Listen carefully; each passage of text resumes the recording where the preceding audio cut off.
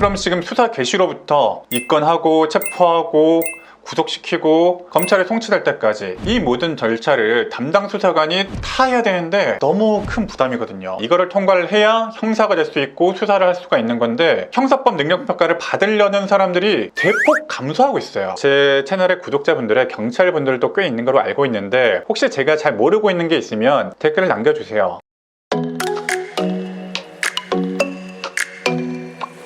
안녕하세요. 실전 법률을 알려드리는 현변이고요. 오늘은 안타까운 사건이 있어서 가져봤는데요. 한 개인이 안타까운 것뿐만이 아니라 우리 국민 전체에게도 지금 영향이 갈 수 있는, 특히 형사사건과 관련해서 어떤 피해를 입거나 피의자가 되신 분들에게는 수사와 관련해서 대단히 중요한 영향이 갈 수도 있는 내용이기 때문에 가져봤어요. 자, 이 사건은요, 서울 관악경찰서에서 근무하시던 30대 경찰 간부분이 숨진 채 발견되었다 라는 건데, 기억하시는 분이 있을지 모르겠는데 이 신림지구대, 이 관악서가 기본적으로 좀 자잘한 사건들이 좀 많은 동네예요. 사건 수도 많고 사건 사고가 많기 때문에 출동도 많이 나가야 되고 그런 동네입니다. 자, 이분이요, 경장이신 때, 그러니까 5년 전이었죠, 쓰러진 노인을 생명을 구해서 뉴스에도 출연했던 그런 분이었어요. CPR, 자동심장충격기를 통해서 한 편의점에서 쓰러져 있던 70대 노인분을 이제 살렸던 그런 의로운 경찰이었던 거죠. 사인이 너무 과도한 업무 스트레스로 인한 과로사인 거죠.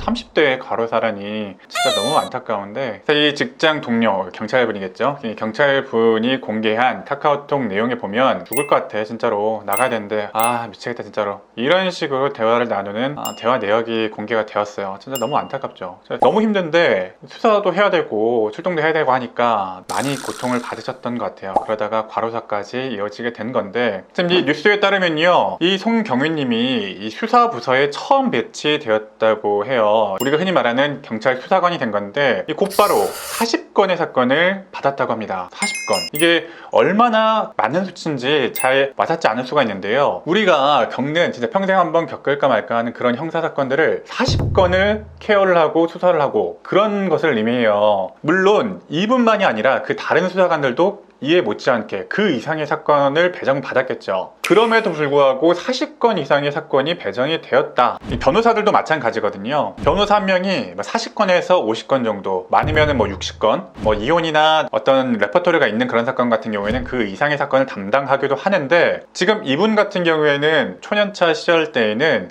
이렇게 많은 사건을 담당하기가 좀 어려워요. 처음에는 10건 내지 20건으로 자기 좀 레퍼토리를 좀 만들어보고 기본적인 틀을 좀 만들어보고, 그러면서 조금씩 늘려가는 형태로 그런 식으로 사건 수를 늘려나가는데, 지금 수사를 단 한 번도 해본 적이 없는데 그런 분이 처음 형사가 되었는데 50건을 받았다. 이거는 정말 길이 없다라고 느낄 수도 있을 것 같아요. 진짜 사건 하나 조사하려면 이게 보통 일이 아니거든요. 진짜 사람 불러서 조사하고, 출동해서 나가서 조사해야 될 일도 있고, CCTV 분석해야 되고, 수사보고 써야 되고, 이런 일들이 진짜 끝이 없어요. 끝이 없어요. 또 정해진 기간 내에 이거를 처리하라라는 압박까지 받게 된다면 정말 길이 안 보일 만한 그런 사건 수라고 볼 수 있을 것 같아요. 그런데 이게 정말 이 사람 한 명의 문제이냐, 이분 한 명이 겪고 있는 상황이냐, 그렇다고 볼 수는 없어요. 전국적으로요, 이 수사관 기피 현상이 굉장히 큽니다. 지금 현재 수사 과정에서 발생하는 전반적인 문제를 함축하고 있다고 봐요. 지금 이해를 돕기 위해서 약간만 설명을 좀 드리면요, 수사관들은 일반 경찰하고 약간 좀 차별화가 됩니다. 이 형사소송법상으로는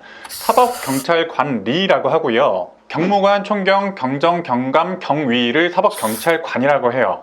우리가 인식하고 있는 거를 형사로 인식하고 있는데, 마동석 같은 경우, 이분들이 형사라고 할 수 있어요. 수사 권한이 있는 거죠. 그러면 다른 경찰들은 수사 권한이 없냐? 수사할 수 있는 권한은 이 형사들한테 기본적으로 주어져 있고요, 다루는 업무들이 약간 질이 좀 다르다고 생각하셔야 돼요. 제 사건은 경감 경위가 아니라 경사, 경장, 송경도 제 사건을 수사를 하던데요, 사법경찰리로서 수사에 보조를 하는 거고요, 기본적으로 경감님이 보통 팀장님이 되거든요. 이 팀장 밑에서 보조를 하는 역할을 좀 하고 있는 겁니다.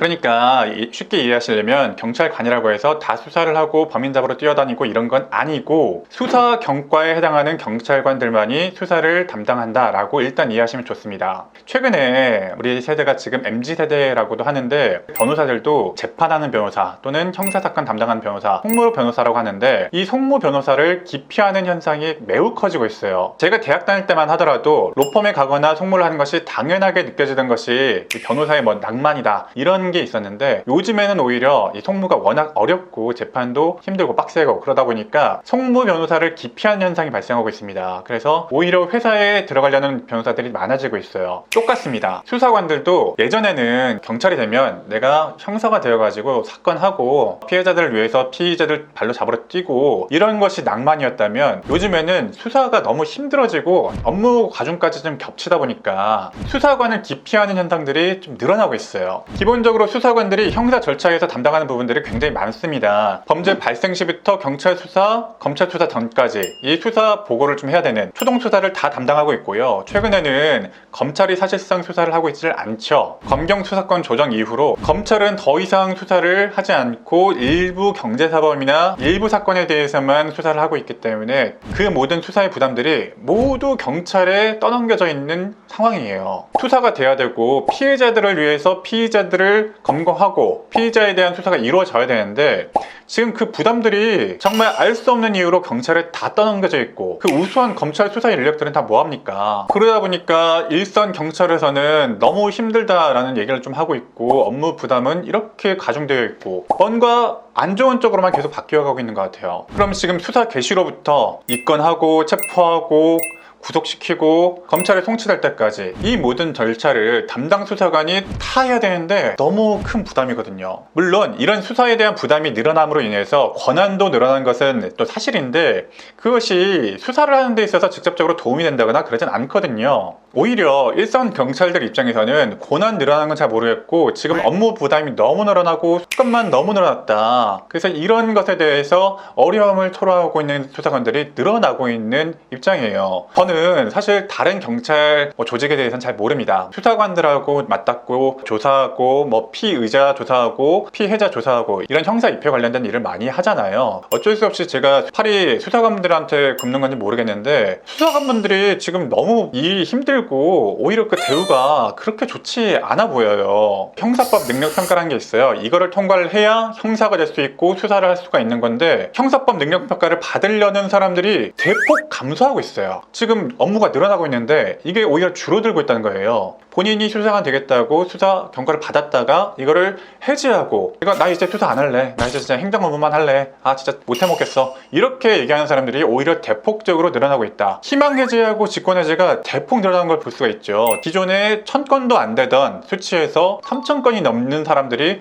해제를 요구하고 있어요. 경찰이라면 수사는 해봐야지 라고 여기던 시절이 있었는데, 지금 이 시점은 저희의 입장에서는 이런 상황을 계속 두고 바라볼 수는 없다라고 저는 보고 있어요. 당연히 이렇게 수사관을 기피하는 이유는 이 과도한 업무가 당연하게 첫 번째 이유고요. 기존에 수사 중인 사건이 팀원 1인당 20-30건 정도 했는데 지금은 50-60건에 달한다. 말이 안 되는 수치거든요. 범죄자를 대리하는 변호사 입장에서는 이게 나쁘지 않은 상황일 수도 있어요. 수사가 제대로 이루어지지 않고 좀 대충 하면은 피의자 입장에서는 나쁘지 않죠. 사실 수사 대충 해주면은 잘하면 빠져나갈 구멍이 보일 수도 있겠네? 이런 상황이 돼버리는데, 저는 피해자 대리도 많이 하다 보니까 그럼 피해자는 정말 속이 타고 답답하죠. 수사가 2번, 3번 할 거 한 번밖에 이루어지지 않고, 원래 전형적인 레퍼토리로서 계좌 압수수색도 해주고 영장도 쳐주고 하던 사건들이 이제는 일손이 부족하다 보니까 그런 거 안 해준다. 업무 처리 기간도 늘어날 수밖에 없어요. 실제로 56일에서 64.2일로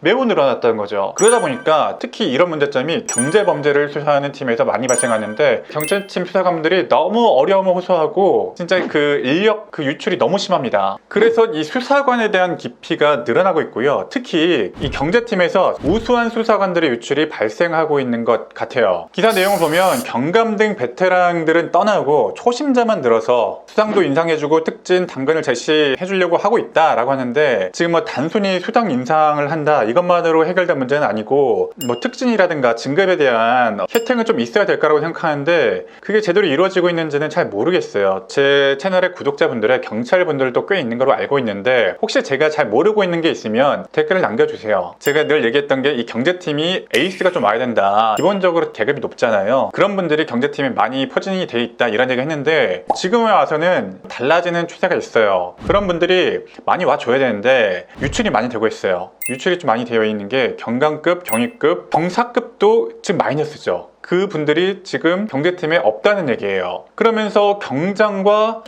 순경분들은 이제 경찰 된 지 얼마 안 되신 분들인데, 이런 분들이 지금 경제팀에서 수사를 맡아서 진행을 좀 하고 있다라는 겁니다. 당연히 경감, 경위, 경사 이런 경력이 좀 있고 수사를 많이 다뤄보신 분들이 내 사건을 수사를 좀 해주고, 피해자인 경우에는 당연히 그게 좋을 것이고, 솔직히 피의자인 경우에도 비정형적으로 수사가 진행되는 것보다는 어느 정도는 레퍼토리가 있게 수사라는 게 피의자의 입장에서 나쁠 게 없다고 저는 봅니다. 수사의 베테랑들이 좀 떠나고 초심자가 늘어난다는 게 변호사가 보기에도 국민의 관점에서 바람직한가? 그게 아닐 것 같다라는 좀 생각이 좀 들어요. 결국 이런 게 누적되면은 범죄자들만 좋겠죠. 수사 자체에서 문제가 생기는 거는 변호사들도 바라는 바가 아닙니다. 그래서 지금 이런 상황에서 경제팀 사건의 불송치 비율이 다른 팀보다 3배에서 12.5배까지 많다고 하는데, 경험이 많은 경감, 경위는 줄었고 경험이 적은 순경, 경장이 증가하는 이 상황이 좋은 상황이라고 볼 수는 없을 것 같아요. 이러다 보니까 지금 현재 변호사들도 수사권 조정 이후에 경찰 조사 지연을 경험했다는 응답이 73%인데, 이렇게 수사가 지연다고 하면은 피해자 입장에서 답답하고 수사관들과의 소통도 안 되고 수사 자체에 대한 불신도 늘어날 수밖에 없습니다. 전 기본적으로 수사관분들하고 일을 많이 하다 보니까 좀 팔이 안으로 굽는 것 같이 보일 수는 있지만, 경찰에서는 수사가 주가 되어야 된다라고 저는 좀 강력하게 좀 생각을 좀 하는 편이고요. 적어도 이렇게 수사관분들이 고생하고 하는데 업무 분장을 편하게 해줄 수 있는 그런 방안을 좀 제시하시거나, 수사관을 좀 대폭 늘리거나 수사의 일부를 좀 떼어가지고 좀 분담할 수 있는 그런 게 필요하지 않나라는 생각이 좀 듭니다. 이 상황으로 계속 가다가는요, 이 수사관분들은 너무 힘들고 수사에 대한 분신은 더 쌓일 것이고, 피해자분들은 피해자분들대로 억울하고 답답한 사람들만 늘어날 거예요. 이게 다 고스란히 국민들한테 돌아올 거지 않습니까? 아까 말씀드렸지만 제 채널을 구독하시는 분들 중에 경찰 분들도 많이 있는 걸로 알고 있는데, 너무 수사관분들만 편드는 거 아니냐 이렇게 보일 수 있겠지만, 다른 분야에 있는 분들도 다 열심히 하시겠지만, 제가 느끼는 바는 수사를 하는 분들이 자기 형사라는 타이틀에 자부심을 느끼고 수사를 할 수 있는 그런 환경을 좀 만들어 줘야 된다고 생각합니다. 지금 수사관분들에게 너무 과중한 업무 분담과 그에 상응하는 혜택이라든가 이런 게 많이 주어지지 않았기 때문에 수사관을 도저히 수사를 못하겠다라고 하는 분들이 늘어나고 있는 건데, 이런 지금 상황을 좀 타개할 수 있는 실질적인 대책이 좀 생겼으면 하는 마음입니다. 기사의 일부는 몇 년 전 거이기도 한데 지금 이 상태가 계속 이어지고 있어요. 오늘 좀 안타까운 사건이 있었고, 그 사건과 관련해서 제가 하고 싶은 말이 좀 있어가지고 영상을 만들고 있는데, 일선에서 일하시는 수사관분들께 누가 안 됐으면 좋겠고요. 다시 한번 고인께는 명복을 정말 빕니다. 다시는 이런 일이 없어야 되겠죠.